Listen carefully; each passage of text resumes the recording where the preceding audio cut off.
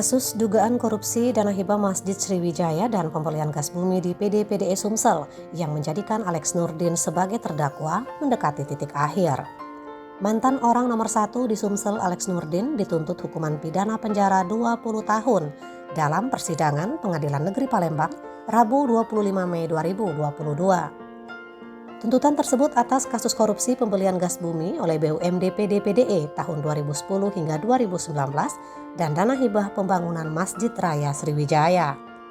Selain itu, JPU Kejagung Republik Indonesia mewajibkan terdakwa Alex Nurdin membayar uang pengganti masing-masing senilai 3,2 juta dolar Amerika pada kasus PD-PDI Sumsel dan senilai 4,8 miliar rupiah pada kasus dana hibah pembangunan Masjid Raya Sriwijaya.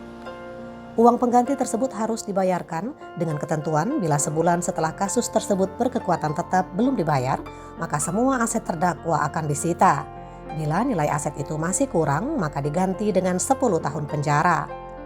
Menurut JPU, hukuman tersebut diberikan sesuai dengan pasal yang didakwakan kepada terdakwa. Sementara itu, terdakwa Alex Nurdin yang hadir secara daring pada persidangan tersebut mengatakan dirinya melalui penasihat hukum akan mengajukan nota pembelaan pada persidangan selanjutnya. Kepada majelis hakim yang diketuai Yose Rizal, Alex meminta waktu mempersiapkan pembelaan pada persidangan Kamis pekan depan 2 Juni 2022.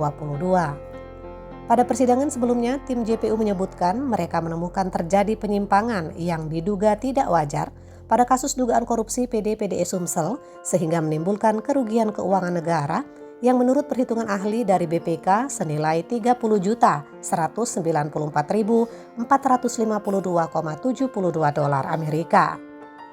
Tim Liputan Palpos Channel melaporkan dari Kota Palembang.